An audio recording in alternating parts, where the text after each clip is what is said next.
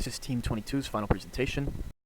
We are designing an electric pencil sharpener which sharpens pencils using an electric motor and internal gear drive.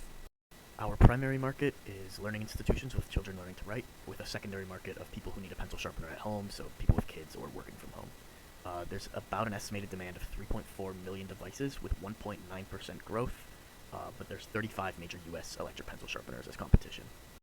You can see here an exploded view with a parts breakdown. There's 17 parts. Roughly these are categorized into upper housing, lower housing, and then internals. Here you can see our fast diagram where we hope to remove material by feeding the pencil and cutting a material. We collect the waste by catching and containing it. We assure dependability by protecting fingers and preventing jamming. We assure convenience by minimizing noise, saving time, and then preventing physical slipping of the pencil sharpener. And then we enhance the product by automating the sharpness, and then we hope to please senses by making it look nice. The functional component mapping matrix contains the functions that each component fills. As we can see, the components that fulfill the highest number of functions are the front panel, the front cover, and the driven and driving gears. Finally, the components that fill the least amount of functions are the feet.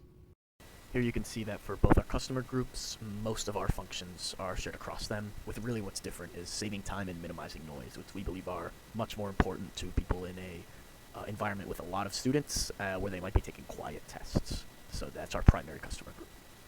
Additionally, you can see our component commonality table. Most of our things are platforms. They will be shared across both our versions, but we do have some modules such as the base, the housing, and then a few other physical things that we are adjusting to make our system smaller or more compact.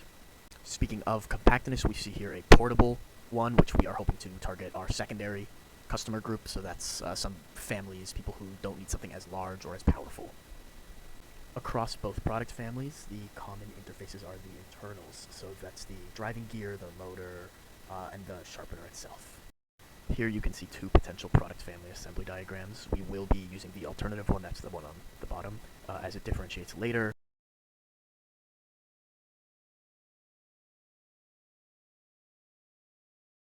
We first performed an in-depth analysis of our design for manual assembly of the pencil sharpener. Our initial assembly efficiency was 34.6%. We found that 3 items, the housing, foot, and front cover, were our long assembly items. We opted to redesign the housing and the foot as our module and platform selections as shown in the quad chart to the right. Our functional component mapping matrix here shows us that the housing impacts functives protect fingers and minimize noise, and that the foot effects prevent slipping.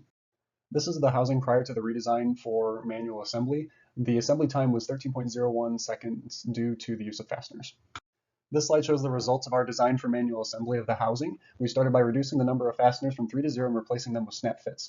The hooks will be attached to the base of the pencil sharpener and will connect to the cutouts shown at the right on the housing. We also added some bosses inside of the housing as locating features to aid during installation since you can't see through the material when it is put on top. This design also benefits with Z-assembly and minimizing turning the part over, as the removal of fasteners means that we don't need to flip it over to secure the housing. The part function was not impacted, and manufacturing cost was actually decreased due to our improved design for assembly manufacturability, and we were able to reduce our assembly time from 13.01 seconds to 4.51. This slide shows the design of the feet prior to design for manual assembly. At the time, there were 4 feet with no locating features and an assembly time of 14 seconds. This slide shows the changes for design for manual assembly of the feet. We started by reducing the part count from 4 to 3 and adding guide rods to the feet for easy insertion into the base during assembly. Also, since the feet are the only part that is installed on the bottom of the pencil sharpener, this means that the assembly only needs to be turned over 1 time during the assembly and that it can still occur in the Z direction. There is no impact to the prevent slipping functive because the reduced foot count still provides adequate anti-slippage. However, there was an increased manufacturing cost due to the addition of the guide rods, and we were able to reduce the assembly time from 14 to 10.5 seconds. For the design for automated assembly, we decided to analyze the motor sub-assembly, which is comprised of the motor mount strip, and the rear frame. Both the motor mount strip and the rear frame have low functional importance, and due to their geometry, we can easily feed, orient, and assemble them. As we can see, before doing any changes to these parts, we obtained a total assembly cost of $268. In this slide, we can see the motor sub-assembly before doing any changes to the pieces. As we can see, it is difficult to assemble, as aligning the motor mount strip, and the screws at the same time proves to be a very difficult task. The design for the automated assembly was repeated after doing some modifications to 2 of the 3 parts already mentioned, the rear frame and the motor mount strip. These modifications were focusing on how to make these parts easier to orient in the total assembly, and the total automated assembly cost was recalculated, obtaining a value of $1.932. In the following slides, we are going to focus on the changes that were made to both of the parts. In the case of the motor mounted strip, as you can see, we increased the chamfer dimension to gain a easier alignment of motor and screws, and this was a change that we made because we noticed it when doing the analysis in the design for automated assembly previously done. In the case of the rear frame, what we did was to think about a simpler design that could optimize the manufacturing process of this part. To do this, what we did was to put standard drill dimensions and redesign the chamfers so they are larger in order to allow an easier alignment. The critical dimensions for the rear frame are the radius of the motor holding hole, that is of 15.54 millimeters, that is essential to reduce jamming and ensuring smooth operations, and the overall length of the piece, that is of 60.43 millimeters, which has it to be sufficient to hold the motor and leave space for fasteners. Here you can see the rear frame process selection chart, with die casting and machining both being viable options. Ultimately, we chose to machine the rear frame.